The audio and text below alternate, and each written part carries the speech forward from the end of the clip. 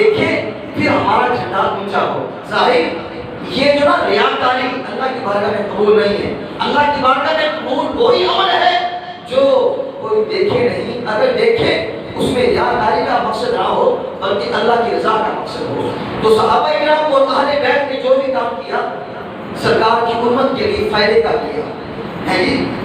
عثمان غنی نے غلام آزاد کیے, سیدہ پاک نے اپنے نانا جان اپنے بابا جان کی گناہگار امت کے لیے یہ بخشش کا یہ پروانے کا سبب بنی.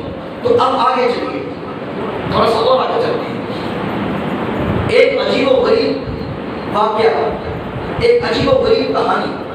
حضرت فاروق اعظم رضی اللہ تعالیٰ عنہ کے دور ہمایوں میں ایک سال کام پڑ گیا, گندم کے ذخائر ختم ہو گئے, لوگوں پر بڑا مشکل مرحلہ آ گیا. خلیفۃ المسلمین جناب فاروق اعظم رضی اللہ تعالیٰ عنہ نے اعلان کیا جب تک عام آدمی گندم کی روٹی اور گھی کا استعمال نہیں کرے گا اتنی دیر تک عمر بھی نہ گندم کی روٹی کھائے گا اور نہ گھی کا استعمال کرے گا. یہ ہیں حکمران جن کے نام آج بھی زندہ ہیں, قیامت تک زندہ رہیں گے. پتہ نہیں ہمارے جو صاحبان ہیں پتہ نہیں کہاں پر جھوتے ہیں, وہ بیچارے کہاں پر مست پرست رہتے ہیں. اگر اپنے خرافات کی ہسٹری پڑھ کے دیکھ لیں, رب کعبہ کی قسم کسی کے آگے کشکول کو اٹھانے کی ضرورت ہی پیش نہ ہے. سب کچھ اللہ پاک نے ہمیں دیا, مگر کریں کیا ہے جی, کریں کیا؟ بس ذہن میں کچھ باتیں اور ہی چل رہی ہوتی ہیں, ان کے اوپر کچھ اور اندر کچھ اور. کہا جب تک عام آدمی گندم کی روٹی نہیں کھائے گا اور گھی کا استعمال نہیں کرے گا میں خلیفۃ المسلمین ہوتے ہوئے نہ گندم کا استعمال کروں گا نہ گھی کا استعمال کروں گا.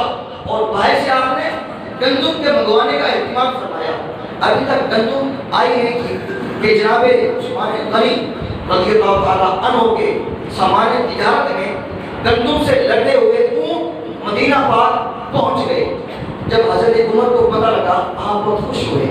آپ نے غلام کو بھیجا, جاؤ جا کر عثمان غنی سے کہو کہ یہ گندم کسی کو آگے دیکھ نہیں ہے, سارے کے سارے بیت المال میں بھیج دو تاکہ آگ پڑا ہوا ہے ہم لوگوں کے لیے آسانیاں پیدا کر سکیں, اور جو آپ کا مناسب نفع ہے وہ ہم آپ کو دیں گے. اللہ اکبر. حضرت عثمان غنی نے فرمایا میں تاجر ہوں, میں تجارت کرتا ہوں, نفع حاصل کرنے کا موسم ہے, لہذا میں گندم اس سے فروخت کروں گا جو مجھے نفع زیادہ دے گا. میں تھوڑے نفع سے گندم کو فروخت نہیں کروں گا ہے جی. تو جا کے غلام نے دوبارہ بتایا حضرت عمر فاروق کو, آپ نے پھر غلام کو بھیجا, جا کے کہو عثمان غنی سے ہم ایک درہم کے بدلے ربع درہم یا نصف درہم آپ کو نفع دیں گے مگر گندم ہمیں دیں. عثمان غنی نے پھر وہی جواب دیا, کہا میں تاجر ہوں, میں تجارت کرتا ہوں, تجارت کا موسم ہے, نفع حاصل کرنے کا موسم ہے, لہذا میں گندم اسے دوں گا جو مجھے اس سے بھی زیادہ نفع دے گا. یہ نفع تو بہت قلیل ہے, یہ نفع بہت تھوڑا ہے, ایک کے بدلے آدھا, یہ تھوڑا نفع ہے, مجھے زیادہ نفع چاہیے.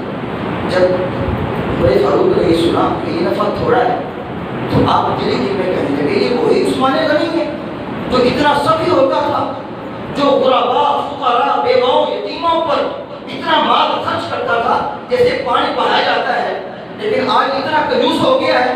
میں کہہ رہا ہوں کہ ایک درہم کے بدلے نصف درہم نفع دوں گا, پھر بھی نہیں مان رہا. کہا اے عثمان اس سے زیادہ نفع کو میں مزید نہیں دے سکتا, آپ کی مرضی, جس کو چاہیں فروخت کر دیں. کچھ دیر کے بعد عمر چلے گئے. حضرت عثمان غنی نے کچھ دیر کے بعد عام اعلان کر دیا جس کو جتنی گندم چاہیے آ کے عثمان غنی کے گھر سے مفت آ کے لے گا. جب منادی نے یہ ندا کی کہ جس کو جتنی گندم چاہیے عثمان غنی کے گھر جائے جا کے مفت حاصل کر لے, عمر کے کان میں جب یہ بات پڑی حیران کی اور استعجاب کے عالم میں اٹھے. عثمان غنی کے پاس آئے, کہا بھائی عثمان یہ کیا ماجرا ہے, آپ مجھے ایک درہم کے بدلے نصف درہم پر بھی فروخت نہیں کر رہے تھے, میں آپ کو نفع دے رہا تھا نصف درہم, آپ نے تب بھی مجھے گندم نہیں دی اور اب آپ مفت تقسیم کر رہے ہیں, اس کا کیا ماجرا ہے, بات عقل میں آئی نہیں.